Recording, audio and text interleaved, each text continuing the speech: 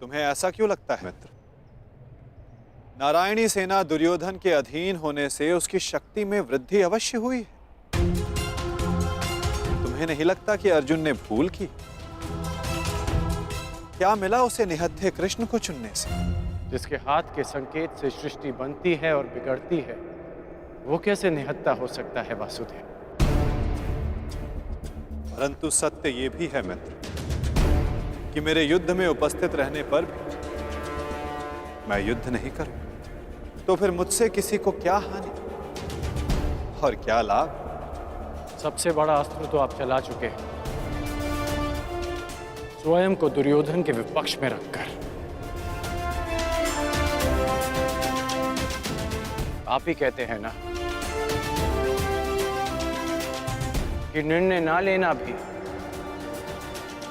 कभी कभी सबसे महत्वपूर्ण निर्णय होता है, कि हम पक्ष ना चुनकर भी कभी कभी पक्षपात कर जाते हैं, भले ही संसार ना देख पाए। परंतु मैं जानता हूं कि आपने पक्ष लिया है वासुदेव।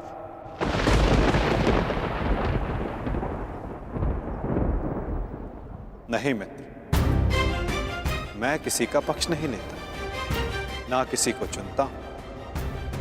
लोग मुझे चुनते हैं या छोड़ते हैं। मानता हूं कि आपने किसी को नहीं चुना, परंतु आपने दुर्योधन को बाध्य किया कि वो आपको ना चुने।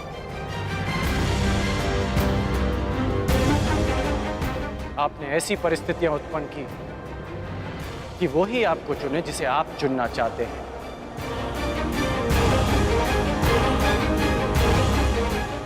क्या ये एक प्रकार का पक्षपात नहीं वासुदेव? तुम्हारी यही प्रवृत्ति मुझे भाती है मित्र, और तुम्हें सबसे भिन्न बनाती। तुम बुद्धिमान हो और स्पष्टवादी भी।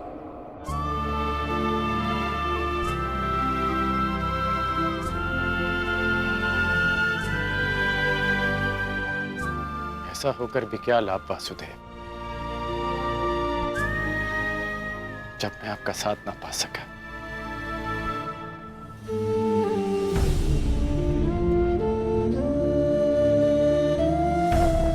कितने वर्ष हो गए हमारी भेंट को? जब से हम मिले हैं हमारे पक्ष सदा भिन्न थे, परंतु हमारी सोच एक थी वासुदेव। फिर आपने ऐसा क्यों किया? मैंने ऐसा क्या किया मित्र?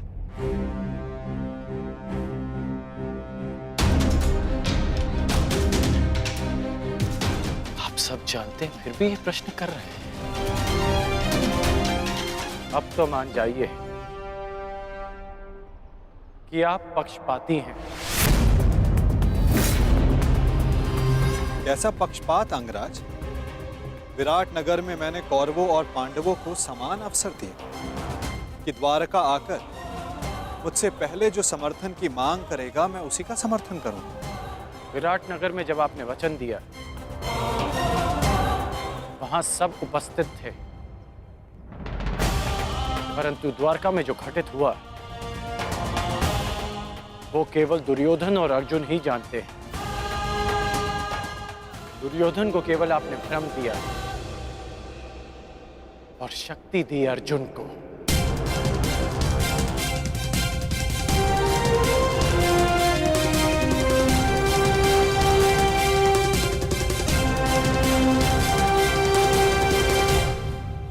का चुनाव था मित्र, मैंने तो उसे केवल विकल्प दिया।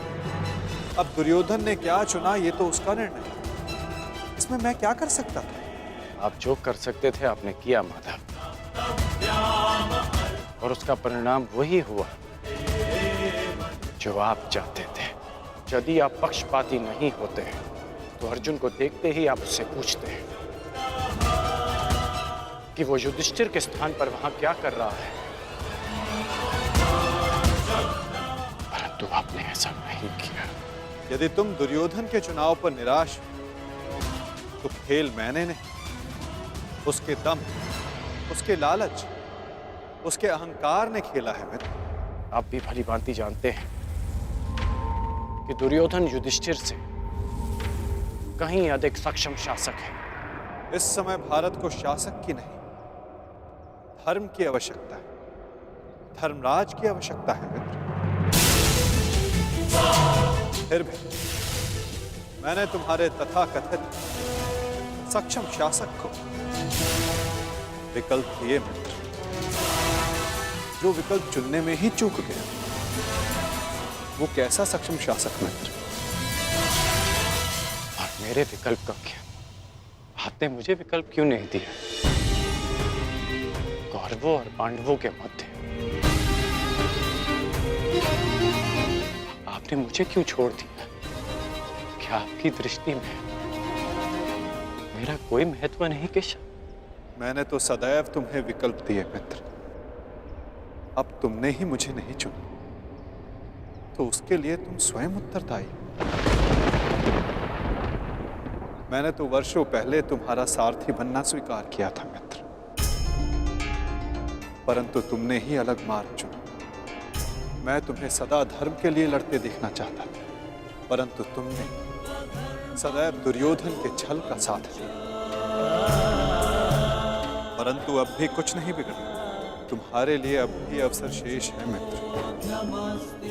तुम मनुष्य श्रेष्ठ हो, परंतु अनुचित स्थान पर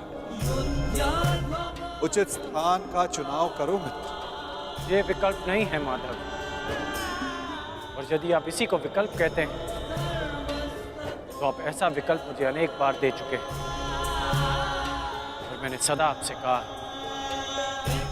कि ऐसा संभव नहीं है। मुझे इस बात का खेद रहेगा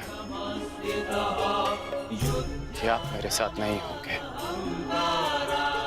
परंतु ये खेद मैं अपने मित्र को नहीं होने दूंगा, जिस मित्र ने मुझ पर विश्वास किया। आप अपना धर्म निभाइए और मैं अपना ऋण चुकाऊंगा वासुदेव।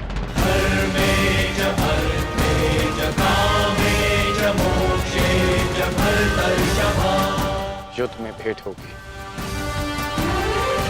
प्रणिपात वासुदेव।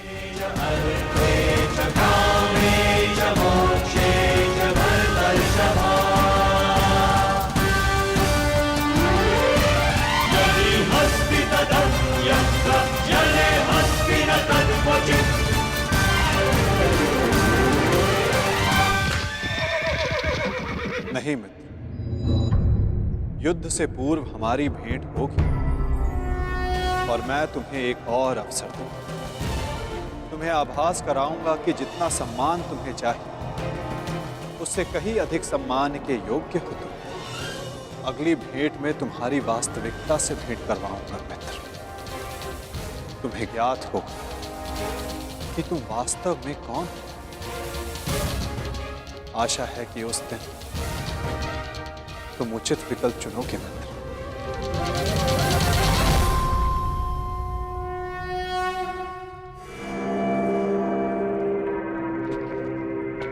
अमाश्री,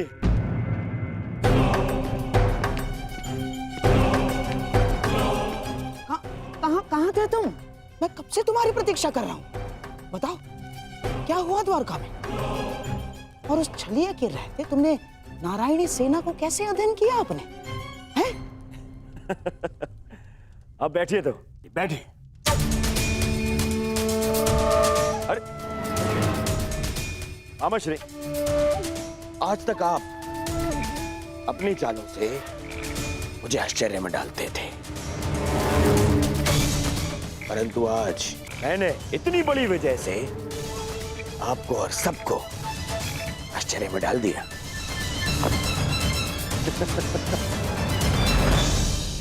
सब इतने प्रसन्न है मेरे इस निर्णय से, सवाए मेरे मित्र कर्ण के। समझ में नहीं आता उसे अभी भी ऐसा क्यों लगता है कि मुझे सेना को छोड़ के उसने हत्या कृष्ण को चुनना चाहिए था।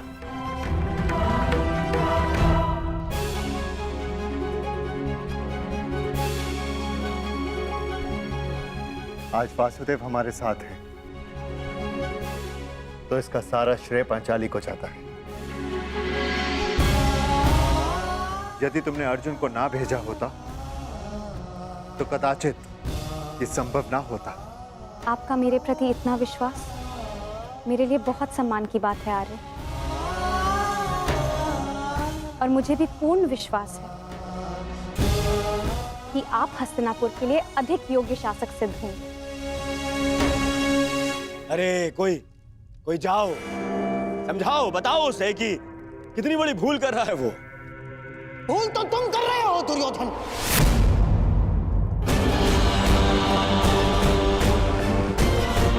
आज पहली बार मैं कर्ण से सहमत हूं। तुम्हें नारायणी सेना के स्थान पर कृष्ण को ही चुनना था। ये क्या कर लिया तुमने? अरे मैंने क्या किया मामाश्री? उस कृष्ण ने वहां वचन दिया कि वो युद्ध में अस्त्र नहीं उठाएगा, तो फिर मैं नारायणी सेना को छोड़कर उस निहत्थे कृष्ण को चुनकर क्या कर लेता? अब हमारे विरुद्ध पूरी नारायणी सेना होगी जो हर प्रकार की व्यूह रचना में निपुण है। हमें अपने सैनिकों को श्रेष्ठ प्रशिक्षण देना होगा। जब तक माधव हमारे साथ है नकुल, हमें किसी बात की चिंता करने की कोई आवश्यकता नहीं। यदि आज वो हमारे पक्ष में होता तो पांडवों के लिए नहीं, आज वो हमारे लिए रणनीति बनाता, हमारे लिए। उसका वास्तविक अस्त्र तो उसकी नीति ही है। वो कृष्ण कोई साधारण मनुष्य नहीं है ना। अरे महामायावी है वो, महामायावी। वो समय को अपने मुताबिक चलाना जानता है, और इतना ही नहीं, वो अपने पक्ष के अनुसार परिस्थितियां भी बदल देता है। समझ गए? इसीलिए हम आरंभ से चाहते थे कि पांडवों से कैसे अलग कर दिया जाए उस छलिए को, परंतु तुमने इतना बड़ा अवसर गवा दिया। क्या किया ये है? क्या कर दिया ये तुमने? अरे समझ में नहीं आता है मुझे, क्यों सब उस कृष्ण से इतना भयभीत हैं? क्यों? कुछ नहीं बिगाड़ पाएगा वो। अब तो उसकी सेना भी मेरे अधीन है। कुछ नहीं बिगाड़ पाएगा वो। देखो दुर्योधन, अब इस बात पर वाद विवाद करके समय व्यर्थ करने से कोई लाभ नहीं। जो हानि होनी थी वो तो हो चुकी। अब इस हानि की भरपाई करने का समय आ गया है। उचित कहा आर्य। अब चाहे जो हो जाए, कौरवों की पराजय निश्चित है, क्योंकि ये धर्म युद्ध है। विजय धर्म की ही होगी, और वासुदेव के हमारे पक्ष में आने के साथ साथ न्याय और धर्म भी हमारे पक्ष में है। विजय हमारी होगी।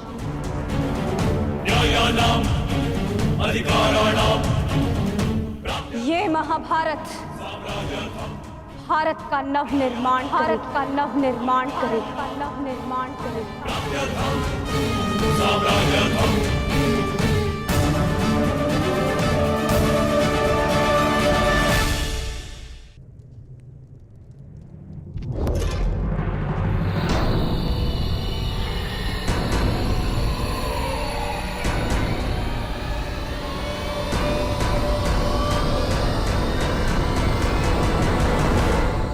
अच्छा हुआ कर्ण, तुम आ गए। हम तुम्हारी प्रतीक्षा कर रहे थे।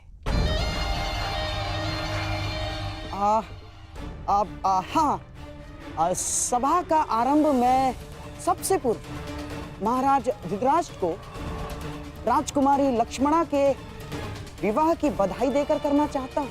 बधाई हो महाराज।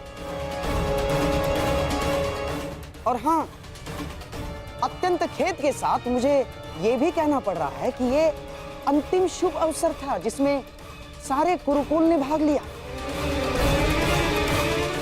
हाँ, क्या पता इस युद्ध के पश्चात कौन जीवित रहेगा और कौन नहीं।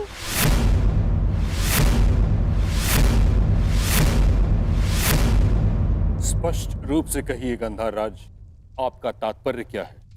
अब से पूर्व तो आपने इस प्रकार के विचार कभी प्रकट नहीं किए, और अब जब दुर्योधन ने कृष्ण को ना चुनकर नारायणी सेना को चुना है, तो अब इस प्रकार के विचार क्यों?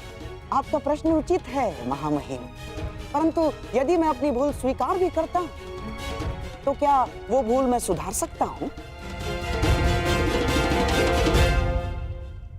कर्ण, तुम्हारा इस विषय में क्या कहना है? मेरा मानना है कि हमें वार्तालाप में समय व्यर्थ नहीं करना चाहिए। हमें अपनी सेना को प्रशिक्षण देकर उन्हें और शक्तिशाली बनाना होगा। अपनी सेना में अधिक से अधिक महान योद्धाओं को एकत्रित करना होगा। मेरा एक और मानना है कि हमें युद्ध के लिए तत्पर रहना चाहिए।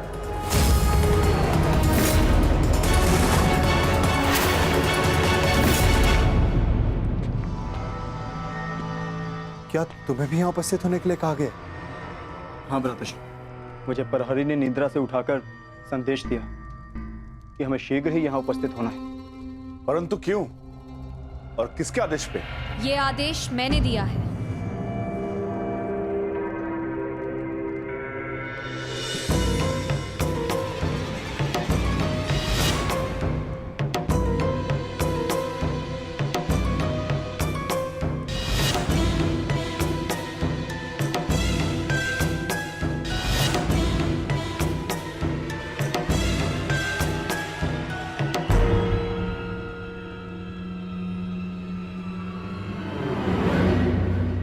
पांचाली, इतनी रात में तुम ये?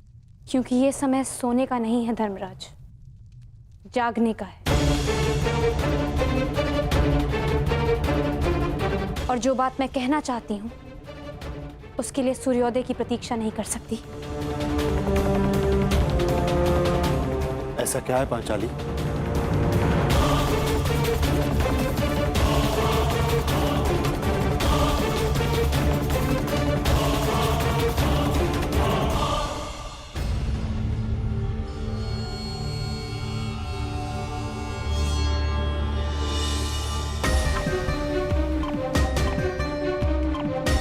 पांचाली, ये तिथि कैसी?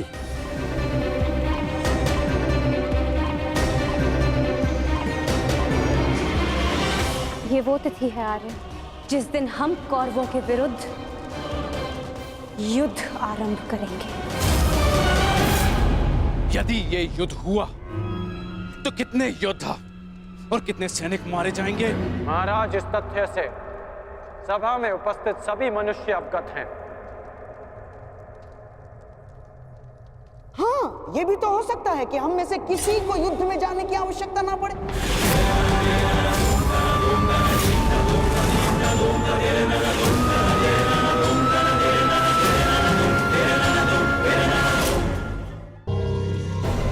महामहिम, जैसे पुराणों में मैंने पढ़ा है कि स्वयं भगवान भी अपने शत्रुओं को एक अंतिम अवसर देते हैं, तो क्या हम अपने शत्रु को अंतिम अवसर नहीं दे सकते? दे सकते हैं ना महामहिम? गांधार राज, युद्ध होना निश्चित है और होकर ही रहेगा। और इसकी उल्टी गिनती प्रारंभ हो चुकी है।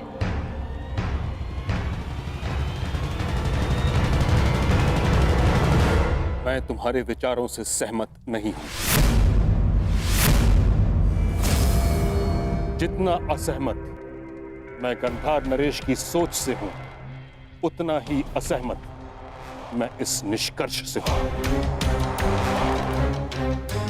हर परिस्थिति में संधि युद्ध से श्रेष्ठ होती है। हमें पांडवों से संधि वार्ता कर लेनी चाहिए। युद्ध अभी प्रारंभ नहीं हुआ है महाराज, हम इसे रोकने का प्रयास कर रहे हैं। हमें पांडवों से शांति वार्ता करनी चाहिए। मैं जानता हूं कि आप भी ये युद्ध रोकना चाहते हैं, हम भी नहीं चाहते कि ये युद्ध हो। हमारा प्रयास है कि हस्तिनापुर के मस्तक पर इस महाविनाशी युद्ध का कलंक न लगे। ठीक है ताक्षरी, यदि यह हस्तिनापुर के भविष्य का प्रश्न है तो हम अपने दूत को पांडवों के समक्ष भेजने की आज्ञा देते हैं। हमें उन तक संदेश देना है कि हस्तिनापुर भी इस युद्ध के विरुद्ध है। और युद्ध के अंतिम दिन मैं अपने अपमान का प्रतिशोध लूंगी।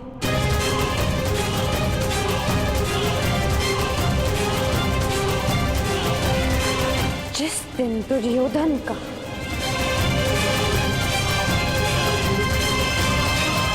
अंत होगा।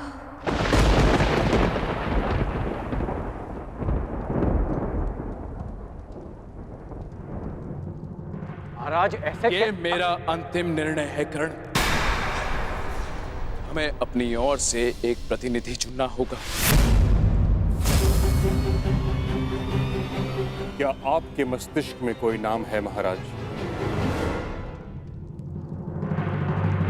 संजय।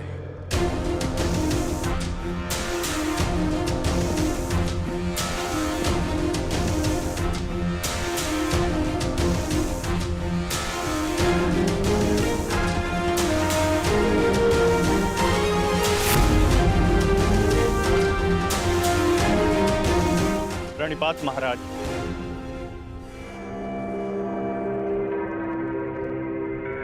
मुझे भी संजय के साथ जाने की आज्ञा दीजिए महाराज। नहीं कर्ण, यह एक अत्यंत संवेदनशील प्रकरण है। हमें योद्धा नहीं, नीति परख मनुष्य चाहिए।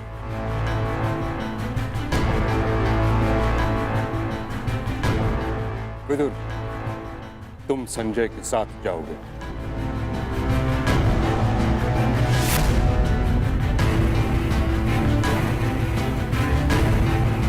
तो ठीक है, विदुर और संजय दोनों हस्तिनापुर की ओर से शांति प्रस्ताव लेकर जाएंगे। यह एक पारिवारिक प्रकरण है और हम नहीं चाहते कि परिजन ही परिजनों का रक्त बहाए। उचित है पांचाली, उचित है। अब ये युद्ध तुम्हारे बताए हुए दिन ही आरंभ होगा।